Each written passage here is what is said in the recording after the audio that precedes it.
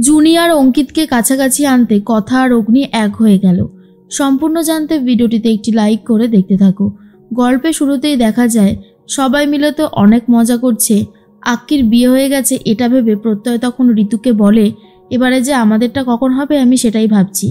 আর শুনুন না, আপনার জন্য আমি জিপের ব্যবস্থা করে দিতে পারি, যাতে আপনার বাড়ি যেতে সুবিধা হয়। রোজ দিন এইভাবে আর ট্রাভেল কতক্ষণ করবেন বলুন তো ট্রেনে করে। তখনই অর্ণা শুনে নেয় আর বলে, এই আমারও না কলেজ যেতে অনেক বেশি অসুবিধা হয়, তুই আমার জন্য একটা জিপের ব্যবস্থা করে দে না। তখনই প্রত্যয় বলে, সেসব হবে না, আর বেশি বেশি কথা বলবি না একদম। এটা শুধু ঋতুর জন্যই ফ্যাসিলিটিটা রয়েছে, তোর জন্য না। আর ঋতু তো শুনে হাসতে শুরু করে। এর মধ্যেই সবাই তো খেতে বসে পড়েছে, একমাত্র অগ্নি বাদে। অগ্নি তখন বলে, না না আমি খাবো না, তোমরা সবাই খাও, আমি পরে খাবো। এর মধ্যেই প্রত্যয় তখন বলে, বিগ ব্রো আজকে অঙ্কিতের কথা ভেবে অন্তত চল, এইরকমভাবে দাঁড়িয়ে থাকলে কি করে হবে। অগ্নি তখন বলে, আমি যাব না, তোরা খেয়ে নে না, তাহলেই তো হয়। তখনই পাচক মশাইকে এসে কথা বলে, পাচক মশাই আজকে জুনির কথাটা ভেবে অন্তত যদি একটা বার একটু বসেন, জুনির অন্তত খুব ভালো লাগবে। অগ্নি তখন বলে, ঠিক আছে ঠিক আছে, এতবার করে বলার কোনো প্রয়োজন নেই, আমি আমার ভাই বোনেদের জন্য জুনির জন্য এইটুকু তো করতেই পারি। আর তখনই ঠাম্মি বলে, দেখেছেন তো কর্তামশাই, আমার অগ্নি দাদুভাই কিন্তু সবার খুব খেয়াল রাখে। আর তখন কর্তা দাদু বলে, তা অবশ্য ঠিকই বলেছ রেনু, তার পরিণতি তো দেখতেই পাচ্ছি। এরপর সবাই মিলে খেতে বসে পড়েছে। তখনই ঘি ভাতের থালাটা জুনিকে দিয়ে দিচ্ছে নূপুর আর বলে, নাও প্রথমে তুমি বাবাকে দেবে, তারপর বাকিদেরকে দিয়ে দেবে। এর মধ্যেই কথা তখন বলে, হ্যাঁ রে জুনি, পারবি তো? জুনি তখন বলে, কথা আমার না খুব ভয় করছে, আমি পারবো তো সবটা করতে? কথা তখন বলে, কেন পারবি না? আরে তুই পারবি না এরকমটা হতে পারে? আমি যদি 1 চামচ ঘি দিয়ে মাংস রান্না করার মতন দুঃসাহস দেখাই, আর তোর এই ঘি ভাতকে সবাই অনেক প্রশংসা করবে, আর তুই ভালো করে সার্ভও করতে পারবি, সেটা আমি জানি। আয় ভালো করে সবাইকে দিয়ে দিবি, প্রথমে কর্তা দাদুর থেকে শুরু কর। তখনই চিত্রা বলে, এতবার করে বোঝানোর কি আছে, আমি তো সেটাই বুঝতে পারছি না। একটা ডিভোর্সি মেয়ে যার সব কিছু জানা, তাকে এতবার তো বলার কোনো প্রয়োজন নেই। তখনই কর্তা দিদা তো খুব রেগে যায় আর বলে, আচ্ছা মেজ বৌমা, তুমি বারবার কেন এই কথাটা বলছো? আজকে একটা শুভ দিন, এই কথাটা না বললেই কি নয়? তখনই চিত্রা বলে, আমি কোনো ভুল কিছু বলেছি বলে তো মনে হয় না, যা বলেছি সেটা একদম ঠিক কথাই বলেছি। আর সব থেকে বড় কথা, জুনিকে আমার পছন্দ নয়, ওকে আমি আমার ছেলের বউ বলে মানিই না, তাহলে কেন ওর পরোয়া করব? এর মধ্যেই তখনই জুনি বুঝতে পারে চিত্রা কোনোদিনও হয়তো জুনিকে মেনে নেবে না, আর সেই জন্যই কথা বলতে থাকে। তার মধ্যে লেখা তখন বলে, আমি জানি মেজ বৌদি, তোমার পক্ষে জুনিকে মেনে নেওয়াটা খুবই অসম্ভব একটা ব্যাপার, কিন্তু তুমি একটা কথা ভেবে দেখো তো, তোমার ছেলে তো তাকে মেনে নিয়েছে, তোমার ছেলে তো তাকে ভালোবেসে মেনে নিয়েছে। সে যদি ভালো থাকে তবেই তো তুমি ভালো থাকবে, তাহলে জুনিকে মেনে নিতে এত অসুবিধা কেন? তখন চিত্রা চুপ করে রয়েছে। লেখা এই কথাটাও বলে যে তুমি আমাকে, আমার ছেলে মেয়েদেরকে কখনোই পছন্দ করো না, তারা এই বাড়িতে থাকে বলে তুমি অনেক রাগ করো, আমাকে কথা শোনাও, কিন্তু তাই বলে কি আমি এই বাড়ি ছেড়ে চলে গেছি? কারণ আমি জানি যে আমার ছেলেমেয়েরা তাদের ভাই বোনদের ছেড়ে থাকতেই পারবে না, সেই জন্য যত কষ্টই হোক না কেন মেনে নিয়েছি সবটা। তুমি তোমার ছেলের কথা ভেবে এইটুকু মেনে নিতে পারবে না? তাহলে কি করে হয় বলো? চিত্রা বলে, শোনো, তোমার কাছ থেকে আমি কোনো সাজেশন চাইনি, তাই আমাকে কোনো সাজেশন দেওয়ার দরকার নেই। এর মধ্যেই সঞ্চিতা মানে অগ্নির মা কাজ করতে থাকে। এখন তো প্রান্তিকও নেই, আর প্রান্তিকের বাবাও নেই। জয়দেব বিশ্বাস আর প্রান্তিক দুজনেই তো একদম লুকিয়ে রয়েছে।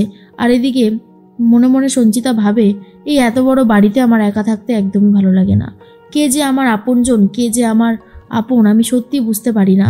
আমি কি করে যে তাদের কাছে ফেরত যেতে পারবো, সেই রাস্তাটা যদি আমার জানা থাকতো তাহলে অনেক সুবিধা হতো। এর মধ্যেই চলে এসেছে প্রান্তিক, কিন্তু প্রান্তিক এমনভাবে ছদ্মবেশে এসেছে বুঝতে পারেনি সঞ্চিতা। আর তখনই প্রান্তিক এসে বলে, লোহা লক্কর ভাঙাচোরা কিছু আছে, থাকলে দাও না, আর দুটো খেতে দাও না, খুব খিদে পেয়েছে। সঞ্চিতা ভাবে, আহারে এইটুকু খাবারের জন্য এরকমভাবে করছে পরিশ্রম, এতটাই বুড়ো সেজেছে প্রান্তিক, চিনতেই পারিনি সঞ্চিতা। তারপরে প্রান্তিক ভাবে, এই সুযোগে আমাকে নিজের পাসপোর্ট, ক্যাশ সব কিছু গুছিয়ে নিয়ে এখান থেকে পালাতে হবে, এখানে আমি আর কোনোভাবেই থাকতে পারবো না। এদিকে আক্কি আর অগ্নি সবাই তো বসে পড়েছে। জুনি সবাইকে ঘি ভাতটা দিতে শুরু করেছে। তখনই চিত্রা মনে মনে ভাবে, এই ঘি ভাত খেয়েই সবাই এতটা খারাপ একটা কথা বলবে না জুনিকে, যে জুনি এইসব শোনার পর এই বাড়ি থেকে বেরিয়ে যাবে। তার মধ্যেই অগ্নি তখন বলে, দাও সবাইকে দিয়ে দাও। এরপর কর্তা দাদু খেতেও বলে, দারুণ হয়েছে, ঘি ভাতটা এতটাই ভালো হয়েছে সেটা আর বলার কথা না। তখনই ছোটকা বলে, সত্যি কথা, এবার থেকে কথা, ব্রেকফাস্ট বানাবে, জুনি দুপুরের খাবার বানাবে, বাড়িতে সব ভালো মন্দ রান্না হবে। চিত্রা তো শুনেই অবাক হয়ে যায় আর বলে, এটা কি করে সম্ভব? এত কারসাজি করলাম, বেশি করে নুন মিশিয়ে দিলাম, খাবারটা বদলে গেল কি করে? আসলে জানেই না যে কথা কারসাজিটা করেছে, উল্টে কথা সব কিছু ম্যানেজ করে দিয়েছে।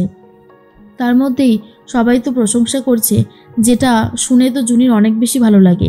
অগ্নি তখন বলে, সত্যি জুনি, তোমার ঘি ভাতটা দারুণ হয়েছে। তখন প্রত্যয় বলে, এই যে জুনি, বিগ ব্রো যখন বলে দিয়েছে তখন কিন্তু একদম ঠিক আছে, এটা ভেবে নিও।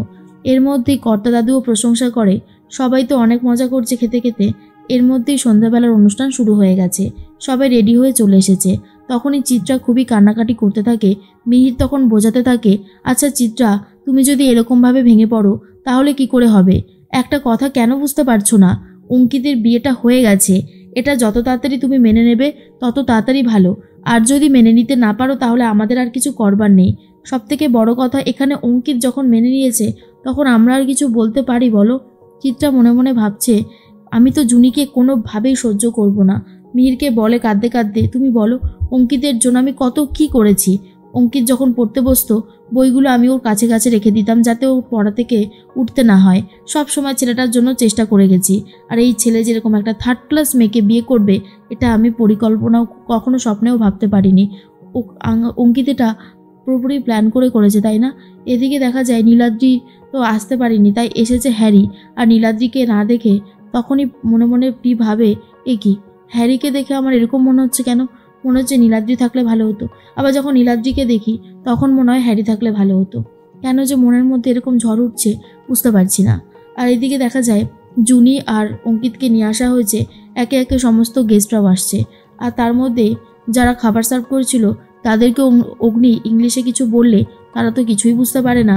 কথা এসে পুরো বুঝিয়ে বললে তারা সবটা বুঝতে পারে। আর বলে, গন্ধরাজ লেবুর খোসা কিছুটা দিয়ে নিয়ে আসুন, তাহলে খেতে টেস্ট হবে। আর অন্যদিকে জুনি আর অঙ্কিতকে দেখে সবাই প্ল্যান করে একটা দারুণ হুল্লোড় করবে, নাচানাচি করবে, অনুষ্ঠান করবে, হই হুল্লোড় করবে, তাহলে যদি ওদের মনটা ভালো হয়ে যায়। তার জন্যই অগ্নি আর কথা দুজন মিলে নাচ শুরু করে দিয়েছে। আর এটা দেখার পর তো অঙ্কিত আর জুনির অনেক ভালো লাগে। চিত্রা মনে মনে বলে, আমি অঙ্কিত আর জুনিকে এক হতে দেব না, দেখি এই কথা কি করে ওদেরকে এক করে ছাড়ে। এদের দুই বোনকে যদি এই বাড়ি থেকে বার করতে না পেরেছি তবে আমার নামও চিত্রা গুহ নয়। কিন্তু মিহির চিত্রাকে বলে, বাবা থাকতে সেটা কখনোই সম্ভব নয়। এই কথাটা ভালো করে মিলিয়ে নিও।